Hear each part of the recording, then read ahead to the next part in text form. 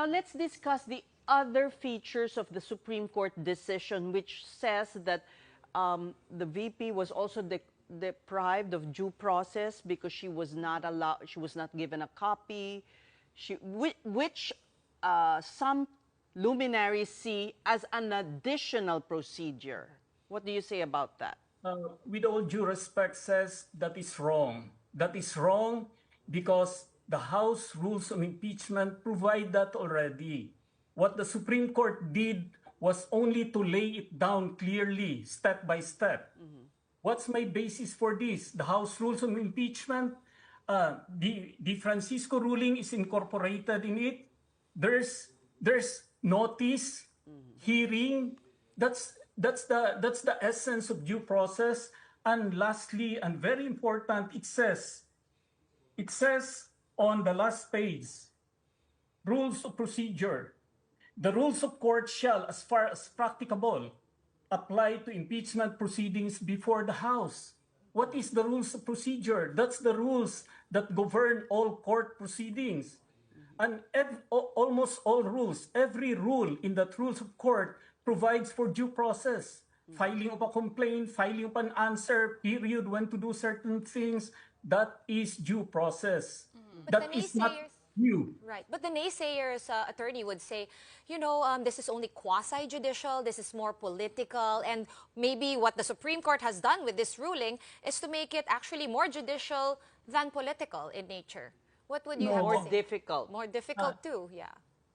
Impeachment in layman's language is a unique proceeding.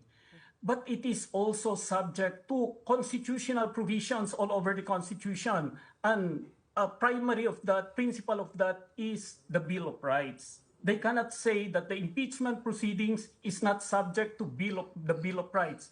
Every step of the impeachment proceedings should be subject to the Bill of Rights.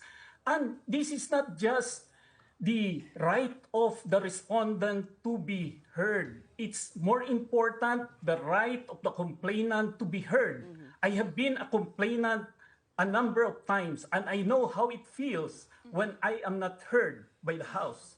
Well, attorney, at the same time, speaking of right to be heard, some of the critics say that the Supreme Court made a rushed decision. They didn't hold oral arguments despite the weight of this case. So as they revisit this decision after that motion for reconsideration, do you think they should be holding oral arguments this time? I don't want to preempt what the Supreme Court will do with the motion for reconsideration. In fact, I don't want to go into the merits of the motion for reconsideration. That will be improper for me. Now, let's just revisit when you filed this petition with the High Court in 2003. This concerned impeachment complaints against Justice Davide. Yes. Yes. What made you go to the High Court? I was familiar. Modesty aside, I was very familiar with the rules on impeachment because prior to November 2001, there is no issue as to as to when an impeachment proceeding is deemed initiated. It was my impeachment complaint that triggered that. That when I filed a second impeachment complaint, the House changed the rules.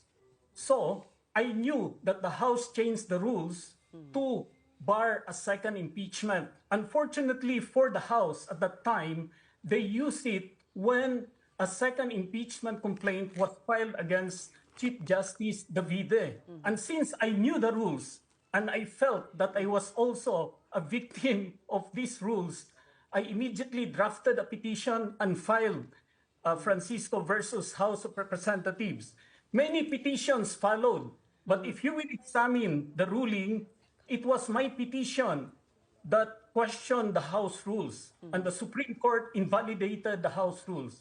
The petition of the Integrated Bar of the Philippines also questioned the House rules, but it was patterned after my petition. Okay. So you're saying the House does not have the leeway to change its rules to suit its power to initiate impeachment proceedings? The Constitution says the House has the power to initiate impeachment cases. not impeachment proceeding. There's a distinction there. Yes, What the, cases. what the Constitution says merely is that an impeachment case should initiate from the House.